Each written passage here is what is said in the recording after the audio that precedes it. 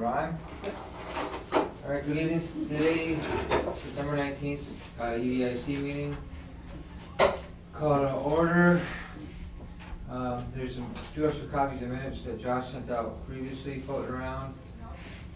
The what you printed off was the first version. Oh, Yeah. There were two corrections made. Because my hearing aids were toned wrong. I put Emerald Street instead of Admiral Street. That's on the fourth bullet of planning department.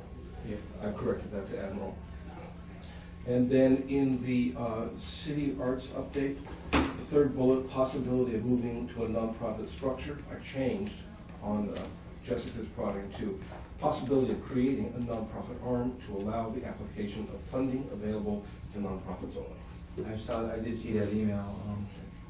So next time I should make a folder for EDIC. So with those changes, I move to accept them. Second. Third. All in favor? Aye. Aye. All right, there's no one here. I can't vote for the taking minutes because I wasn't there. With the approved minutes, will you send them to Barbara? Yeah. She has a special email address. I won't send them to her regular email. Okay. That's a special one just for that. So when you make the corrections, you just. I send them to her. Okay. Do you mind copying me in the approved ones, just so? With the approved ones? Yeah, just so we know what the final version is. I think she posts them as well. Yeah. But yeah. I mean, it's not too much trouble. No. I'll try. If I forget, no, remind me, please. Okay. Okay, we'll go, Jamie. So, planning department, the recreational marijuana is still in front of the planning board. And I think it's continued for tonight. There's also discussion of a change of the special permit for the medical marijuana company on the mills. They're changing their hours a little bit, requesting to change their hours. The cottage zoning proposal was rejected by the planning board. So that was the seasonal cottages have been started by the Touchstone Farms, but then didn't go anywhere. And the last meeting, the planning board approved a redevelopment of the gas station on Cottage Street. It's going to have 3,000 square feet of retail space and 18 housing units, which 4 are going to be affordable. Cool. And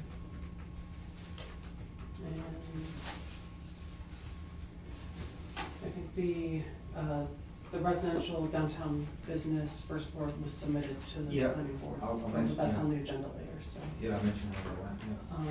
the other thing under new business, we were asked by ECAD about some debate questions. Yeah, that so we can talk about that under new business. But because this video will air before the debate, if we do discuss it, we should off the camera while we discuss it, so that way no one gets an unfair advantage to.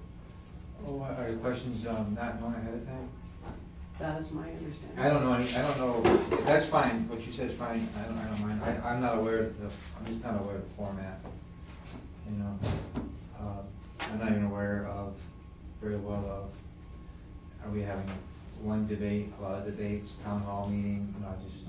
There was a piece that came out, Dave, that I meant to forward it to you today, and it was from ECAD, I think. I only got it because there was a request for funding. There's several. Yeah, there's like 5. There's 5. There's 2 school committees, 1 city councilor, and 2 mayoral. Okay, then why don't we just Put that? and Why don't we just put that on hold until we'll talk about it, and like Jamie said, we'll pause the camera at that point. separate from those. We don't want Hillary to get any more questions ahead of time. Are you sure? Talk or you just want to- DRB book. Yeah. So, just piggybacking on, Jamie a little bit on, the marijuana zoning. I sent,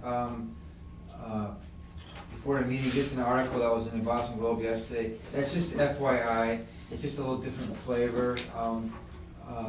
I'm not a proponent of the article now, but it just, the theme of the article was that there was a lot of outside money that promoted the law, and now some communities in Eastern Mass are taking steps to not have it in their community, and the people that promoted it are nowhere to be found to help. You know, it's just, the lobbyists have kind of moved on or whatever. It's just an article more about the, marijuana's a topic, but I found the politics to be kind of interesting, you know. So, I'm a little confused sometimes about these referendum questions. Was it non-binding? Does it mean nothing that the voters? No, Supported it? each community has a chance to repeal it in their community. Was that part of the initial vote? No. Yeah, I could defer. The most recent legislative changes allowed for sort of it's still legal in that community, but that community can choose not to allow recreational dispensaries or. Like a dry town.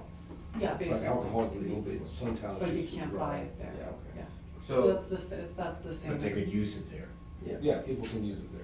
Personal use, but there Correct. wouldn't be, if the town votes, there'd be no It's like sales or Cafes. consumption. West Hampton is presumably still a dry town. Yeah. But I could buy alcohol and drink it in West Hampton. Yeah, exactly. So, You can buy it answer- in West Hampton? No, you can't. No, you- But I could buy it you can and bring drink it. it in Yeah, West you Hampton. buy it And bring it to to West Hampton. Hampton. Exactly. So to answer your first question, what part of non-binding I don't understand, Borders. that's the way it is. Yeah. So, yeah, and then, that's just all, that's the only reason why I sent that article, it's just, if you're interested, read it, but it's the politics. Easthampton, you know, seems to be, the last meeting, they were a little bit, narrowing down on what they're gonna do, and they're kind of getting into, you know, some of the specifics like, distance from school, and, some of that stuff. You know, I think they'll have a proposal in a month or so, within a month, and then it goes to city council, right? Yeah, but they may wait on, I don't know what. No, I'm that- saying at some point in time, city council has to approve what the planning board produces, right? Yeah, but they may wanna wait, I don't know if the plan is to sort of do all this preliminary legwork and then wait until the state issues their regulations Yeah, and then review it and then send it to the city council all at once, Right. or if they're gonna send it in sort of two separate pieces, I would think that they would wait. yeah.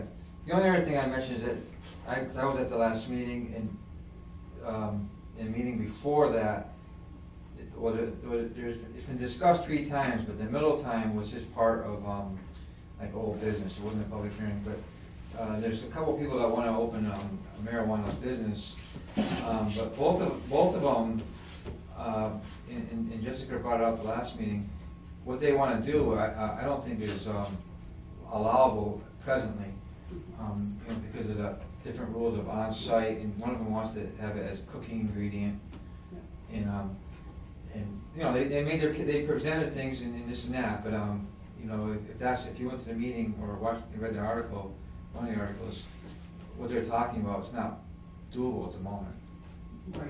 You know, it's just- I mean, it's still gonna depend Yeah. on, I think, what the state finally issues for Yeah. guidance, but if it's anything like other states with the dosing requirements and labeling requirements, you wanna be able to have food that like at a restaurant, Yeah. it would be like, it would have to be packaged and labeled and, you know, equal doses, so you couldn't just. But Thursday. Hey, sorry for Yeah. the lateness, everybody. Today, I mean, you know, today the Massachusetts Supreme Court made a ruling with sobriety, if you're interested, to read it. The only last thing I just want to mention is just from being in real estate,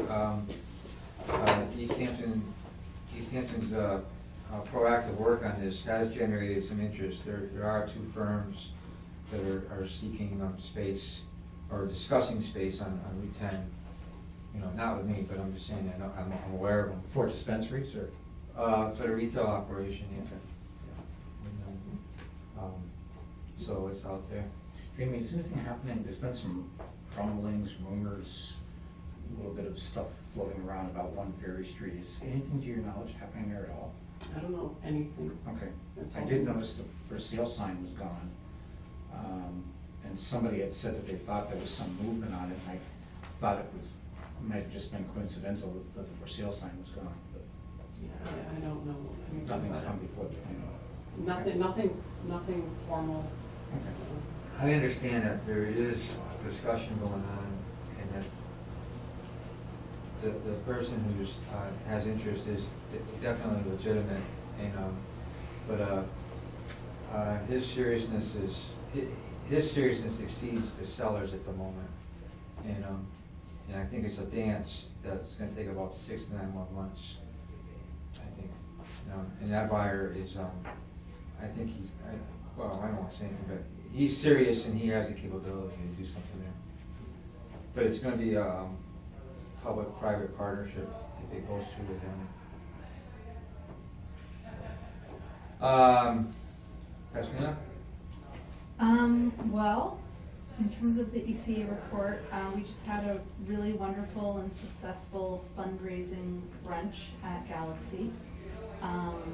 We, as a public art committee, were trying to identify ways we could raise funds to maintain our public art collection here in Easthampton, and also to kind of seed fund new initiatives as well.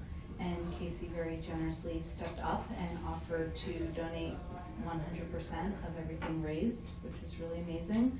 We raised $1,650, and I think for a first-time event of its kind, it was a great success.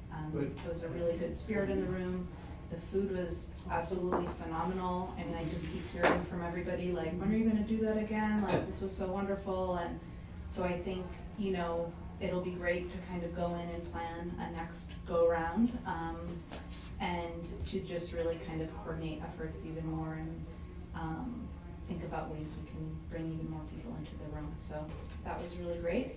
And I think it was just like a really nice kind of demonstration of like the arts supporting business and the business supporting arts, and it's like good for us all. And like our public murals will be even brighter and in the year to come, and it's like we have some real money to do some work with.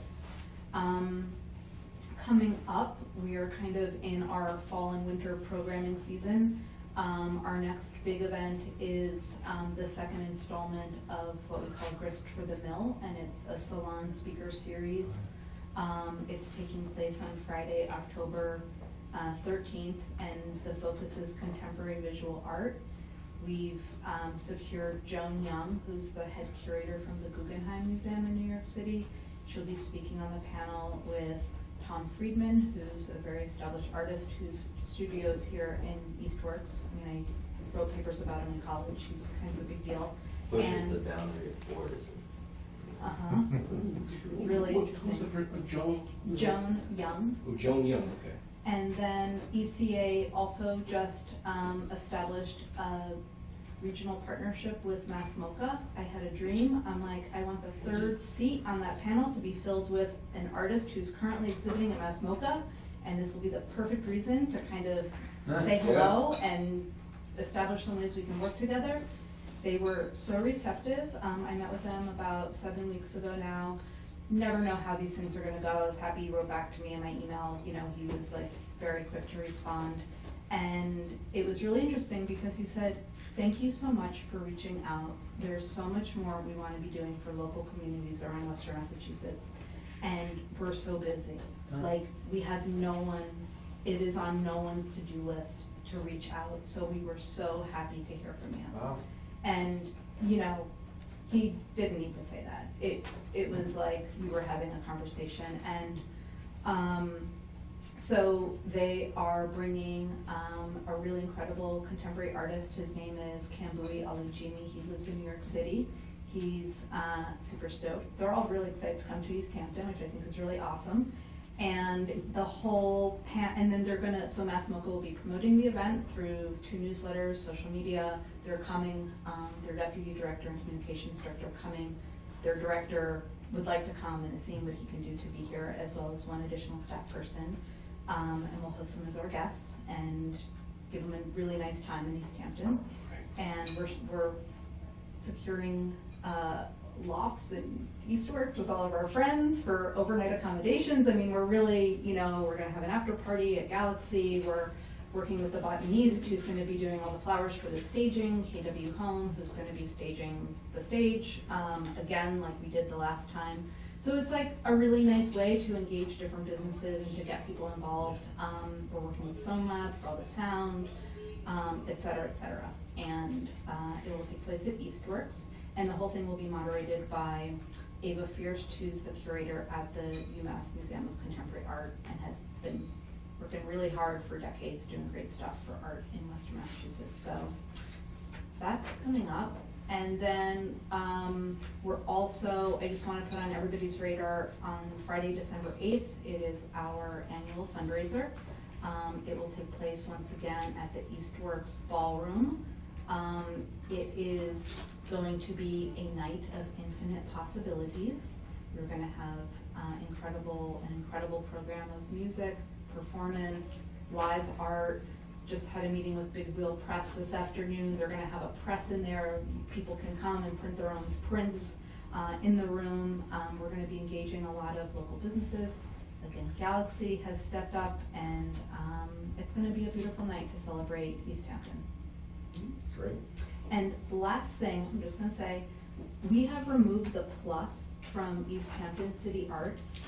And I know it's been like that for a while, and it took a lot of effort to get people to add it, and now it's taken a lot of effort to get people to try it. So just the more people can remember, and I get it, it's just gonna take time, but I just feel like it's my responsibility to let people know. That's great. What's the dates of Rift for the Mill? Friday, October 13th. Oh, and can I just say one more thing? Yeah. I know this is like a little bit longer of a Yeah, report than you're all usual. fine. I just want to say this. This is really amazing. So I knew that Joan Young was coming to Easthampton. I know it's a big deal for a curator of her and at her point in her career to be here. And I knew she was staying for the weekend, and I was like, I wish there was another way to like develop the value of her being there. Like, what else could we ask? And because we serve so many visual artists here, I asked her if she would be open to doing 2 studio visits with Easthampton artists, and she has agreed to this. So we had an open call. I wanted to make it really easy. I said ECA can have 0 to do with that selection process. Like, I'm not gonna answer one question about that application, but people could submit 3 images only and a 1-page letter to Joan Young saying why they should, why they wanted her to visit their studio. And so she's going to be reviewing that 18 really beautiful, very personal, very thoughtful applications.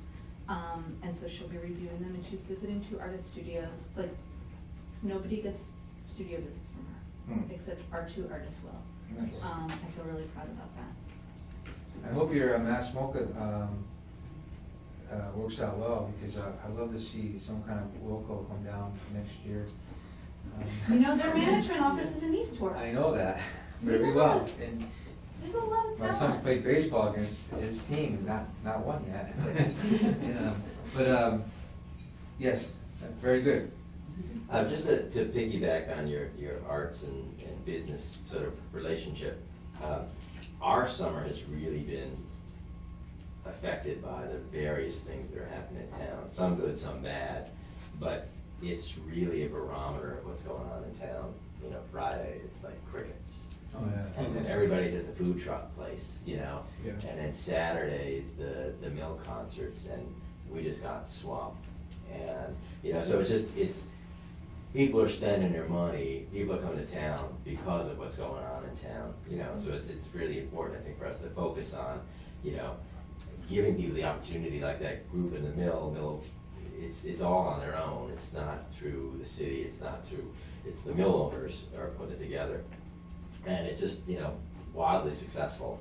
And so it's sort of like, So on that event, Casey, those folks are coming to you first for dinner and then going to And then the afterwards, show? some afterwards. But then on Friday nights, the truck thing is The just truck sucking thing them- is, it's sucking sucking them away. down there, yeah. But it's, it's bringing people to town. Right. You know what I mean? Right. And it's sort of like people who would never have come to Easthampton. It's like when Mo was talking about, I said, why are you promoting the breweries? And she stammered, and I was like, because that's what people are coming for. Right. You know, they're Right. coming to town, and I don't care if they come to my place today or tomorrow or the next day, but if they have this happen to come to town. Right, they'll find you They'll eventually. find us, and then they'll go to the ECAs or the city space that gets developed, or all these different things. If we Right. have people in town, it's just. Not only that, but my wife and I, a couple of times have gone, and the lines have been so long for the food truck that we'll hang out for a little bit, and then we'll go to every restaurant. Right, exactly, so it's just, but it's been really different this year based on the action that's gone on in town. You know, so it is interesting, you know, so now we have a calendar of what's going on, and we just have to try to make a little bit more effort to be connected to the events, you know. So you're sitting at home saying, I need more millside events and fewer food trucks. Or I gotta get a food truck. I don't hear who's No, that at all. Or I gotta get a food truck.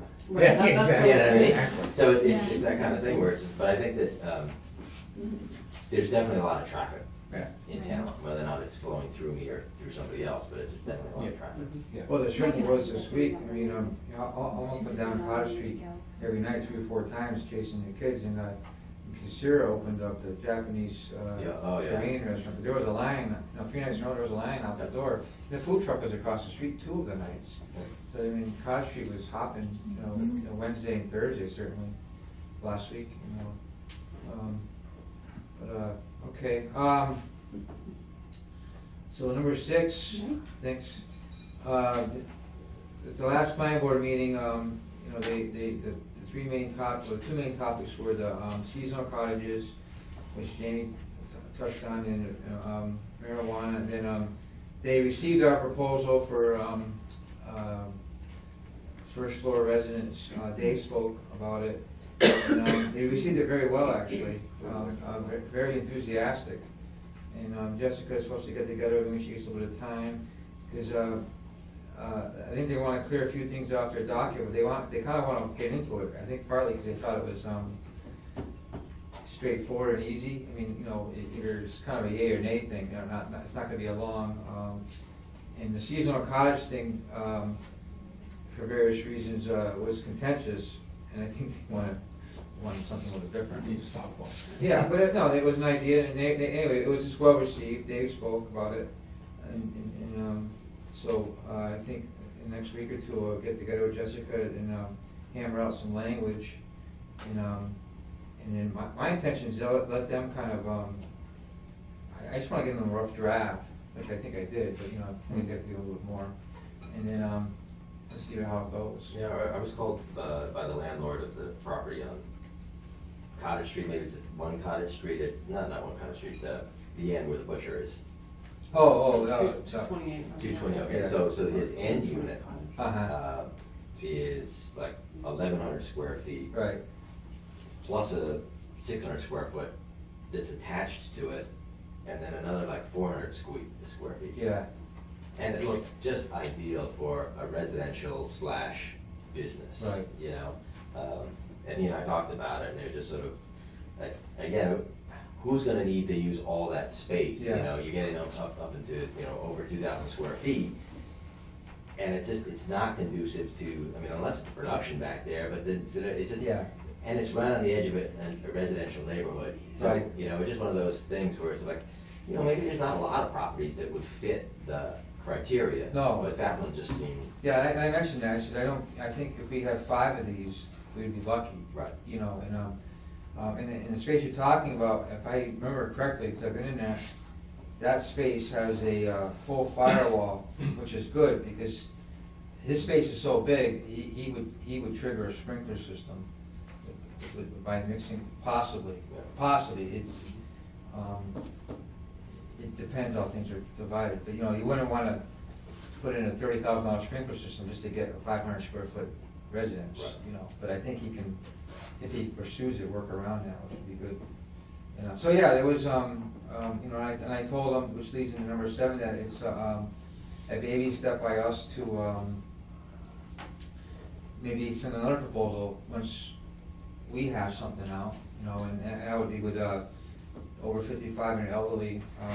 I want to do a little bit more research on some of my ideas, you know, but I mentioned that to him, but, you know, first things first. And so, Yeah, that, I don't know if it was last meeting or one before, but Jessica was here and she mentioned that, that overlay district concept, and that sounded pretty interesting. Yeah. Where it still leaves both options open, so when I keep using the industrial land in town on South Main Street as an example, you know, if that zoning was changed, now it's not available for industry, but if it's an overlay, it's available for either or. yeah, and I'm going to pursue that, and I'll be honest with you, the other reason why I'm holding off, I want to talk to Jessica a little bit more is, I hate that thing sometimes. In Easthampton, well, the project that was approved at the last meeting, the Kyle Street mixed use project, that fell under something called TDR, not TDR, 40R.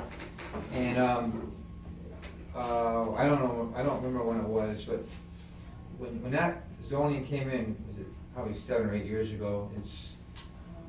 Everything's further away than you think. But anyway, the land on Route 10, the Stop and Shop parcel and a few others was also considered for that type of zoning. And because of the hullabaloo, it was shot down.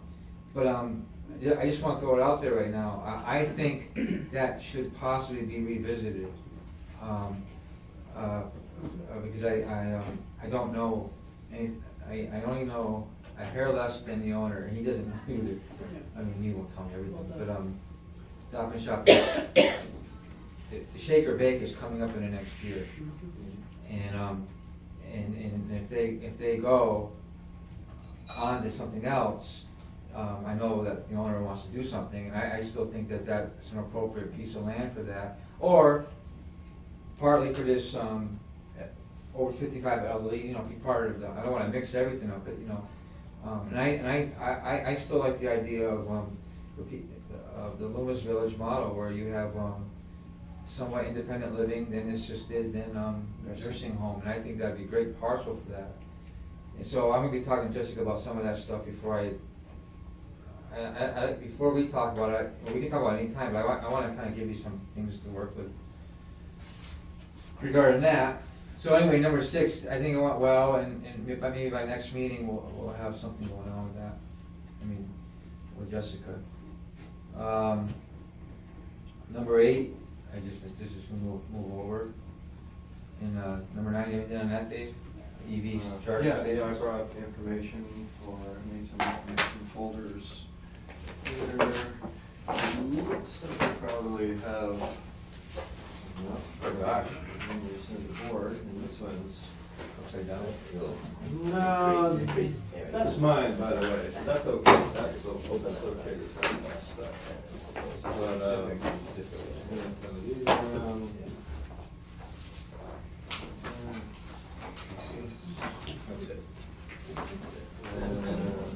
Enough for today. And 8, Josh, okay. So, Carol was the one. Carol Evans Smith. Yeah. Okay, so this is just, so I know it's a little weird because it says, you know, on the cover, Easthampton EV charging stations, but when you open it up, it immediately hits you in the face with Northampton electric vehicle charging stations go online, but that was in 2012.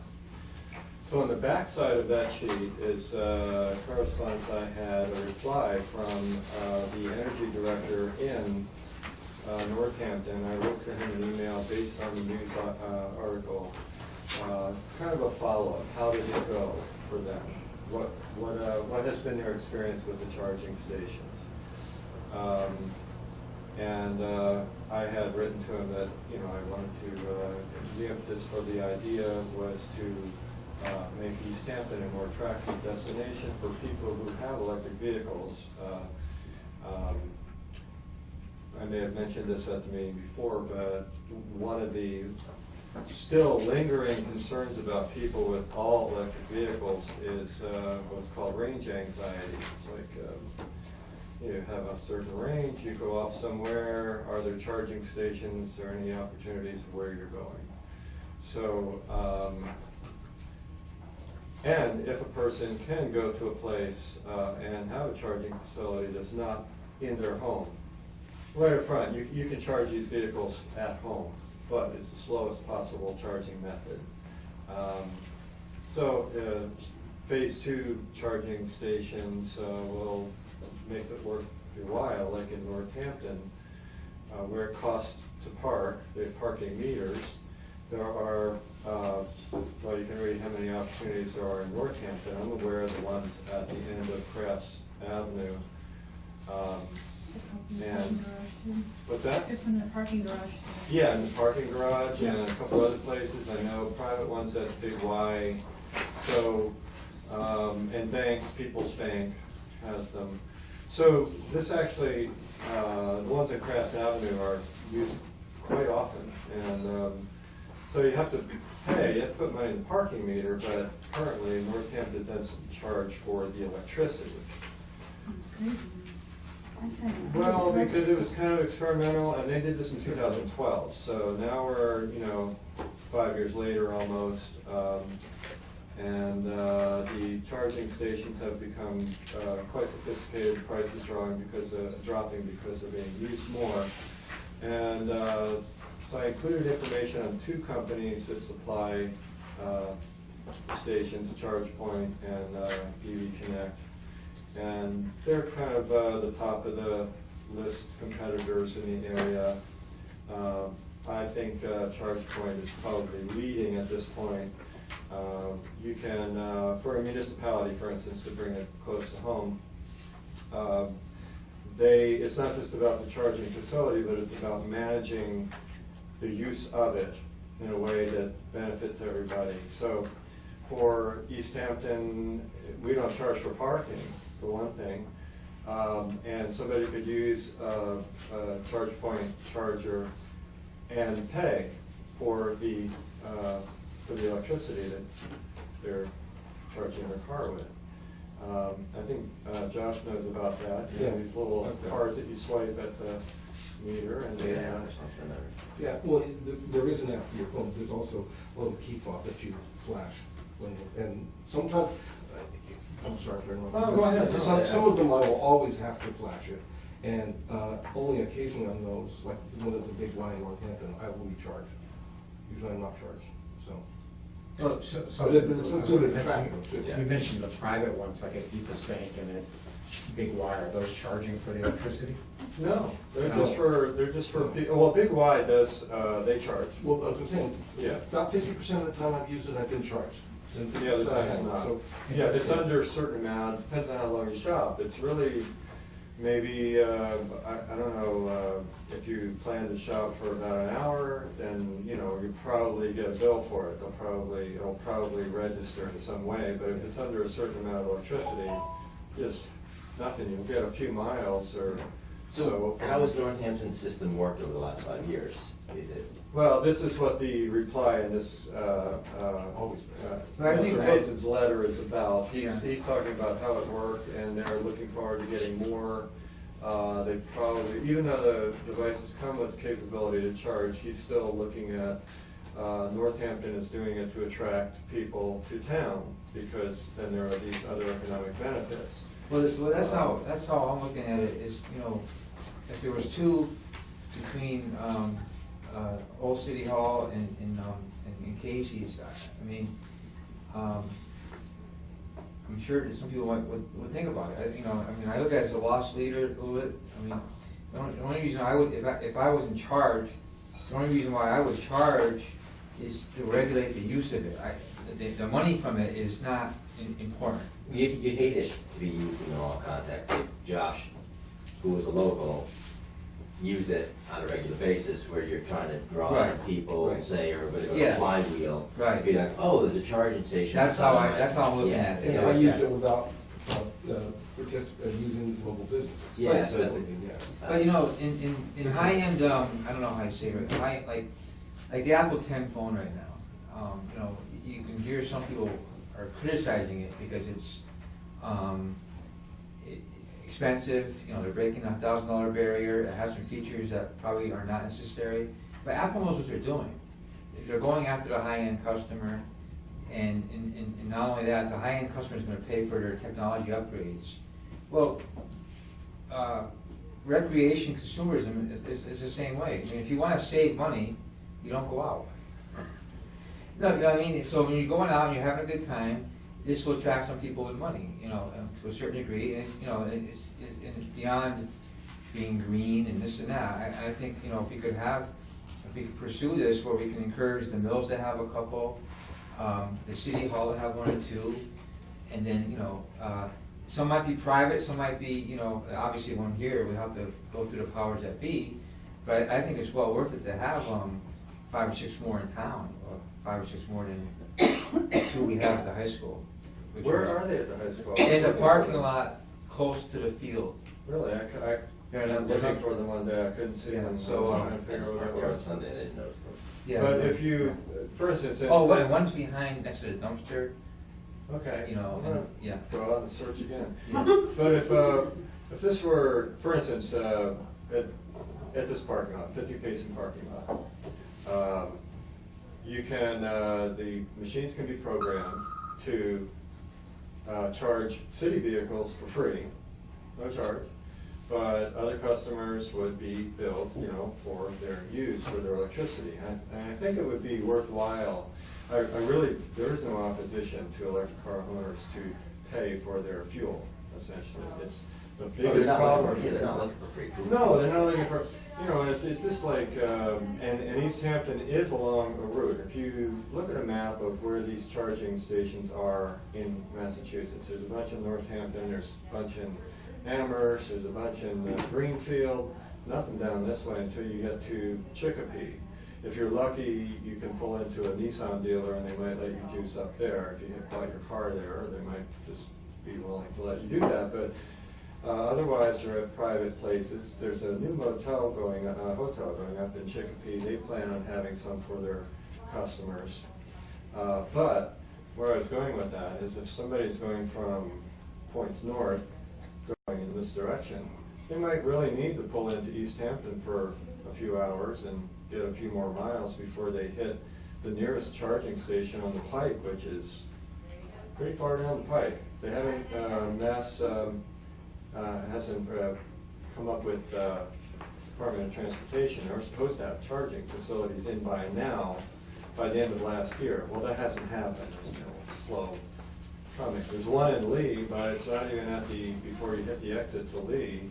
You have to go past it, and I don't even know where you go from there, how far up the interstate you gotta go before you can turn around and come back down, you know. So they're trying to catch people from New York and western, you know, points farther west. They can juice up there, head into Boston, perhaps, depending on the range of their vehicle. But kind of like this, if it was known, and people would know, people with electric vehicles will look at maps, because they're constantly being updated. You can conjure these things up on the internet.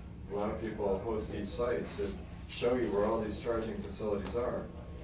And they pop up in Easthampton, they'll pull in town, plug in for a few hours perhaps, and what do you do when while you're waiting, you know? My wife used to have a grease car, Mhm. and it was the Right. same thing, they used to find out where you can get grease. Right, you know, right, so right. a little bit more hippie-ish, but, you know, So- same sort of infrastructure. I appreciate all the work you put in this. I would suggest that we review it, and then, you know, I think, you know, I have one more point to Go make. ahead, go So I ahead. think it's really important. Yeah. Because it connects to the fact that we're a green community, and there are 5 criteria that needs to be met to maintain that status and also qualify for a grant.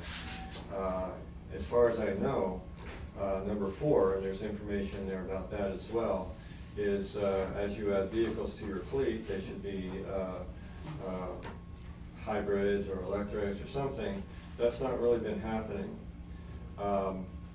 Electric charging facilities actually will meet that requirement, installation of those, because it doesn't have to be for city vehicles, it can be just for in your city, because it contributes to the overall idea of you know, So, electric vehicles for everybody. So just an earlier point, you said there's gonna be 18 housing units in this, Right with- down here. right down here. Yeah. Now, are they expensive to install a unit? I mean, should we be talking about a language that says that, There's information on what they cost, and that's why I included information for two competing companies. There's even a possibility to have them installed with, I'm sorry. with, Good to see you all. Yeah. Thank you. with no investment. There's one plan that shows how you can do it without any investment, no upfront cost. but I mean, But should the- we be talking about having that language that anybody proposes? Well, yeah, see, like, Development.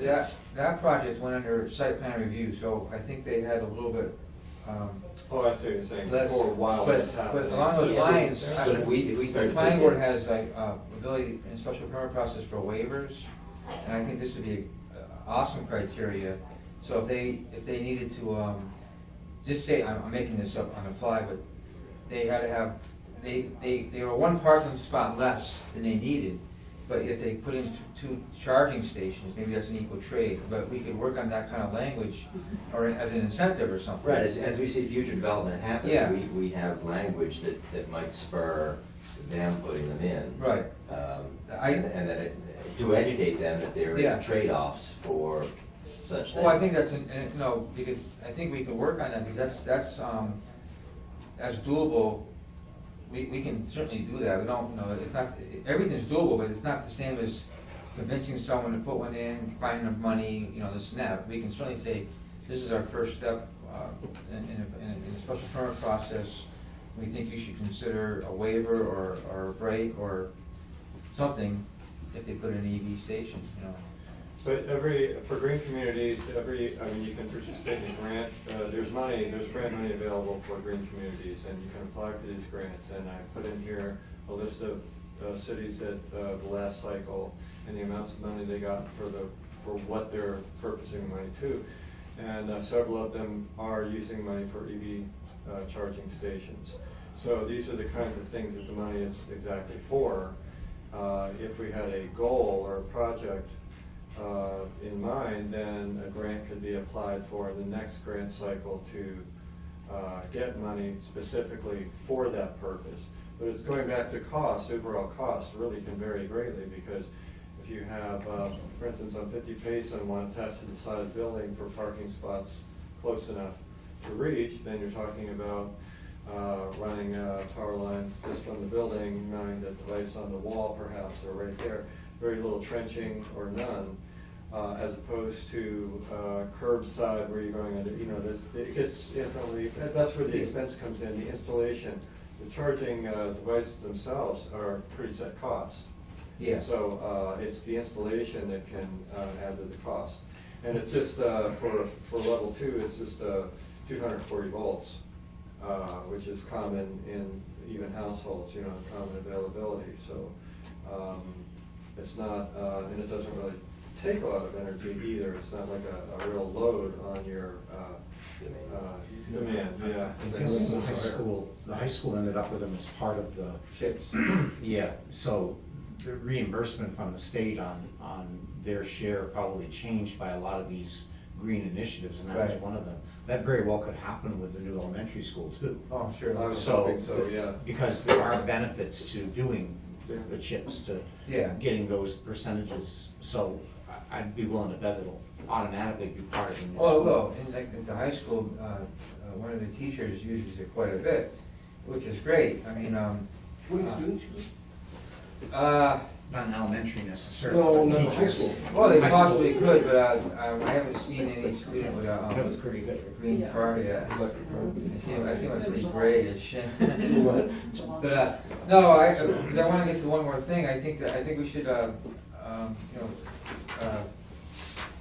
put some time into Dave's work, and at the next meeting, we have a good overview, and then we can maybe try to craft something along the lines of Casey said, an incentive as part of the planning board process. I know Salem would love to see that. Or just educational. Yeah. It may not even be in their radar to know that Yeah. I just gotta have X amount of parking for my tenants. Right. And it's not even on their radar to know that there's either money for it, or there's trade-off for it, or you know, that there's attractive element to the retail businesses. And again, I, for whatever reason, I'm getting a sense of being behind on this issue in Western Mass, because I shared with you before this summer, I was in Danville, Vermont, and I challenge you to find it, first of all. Now, maybe it's the deal, this was Valero, is that the name of the Yeah. gas company that, you know, they have a little mini mart. Maybe Valero is putting them in everywhere, but this Valero is in the middle of nowhere.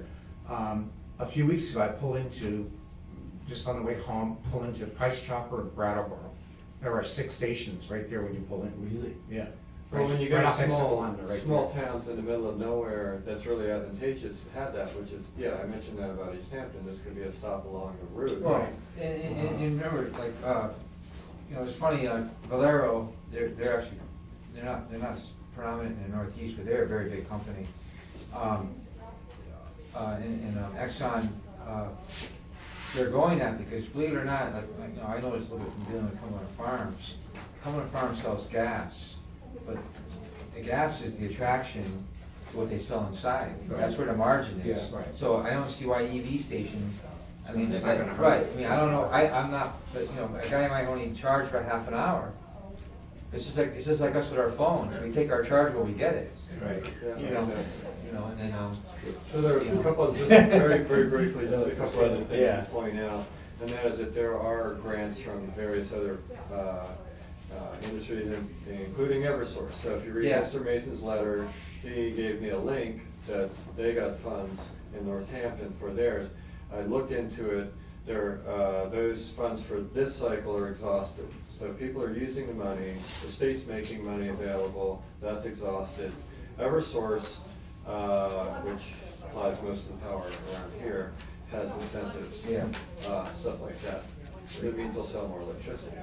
Yeah, right.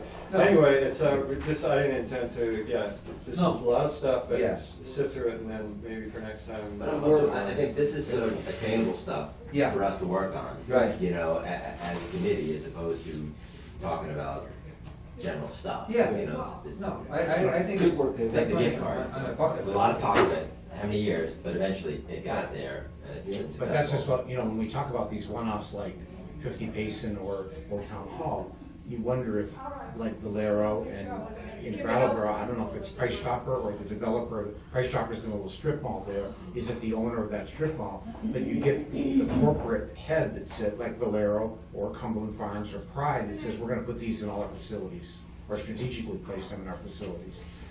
That's where it's gonna have a bigger impact, you know, than the There's- one-offs like a City Hall. There is one sports bar in Chicopee that has, Really?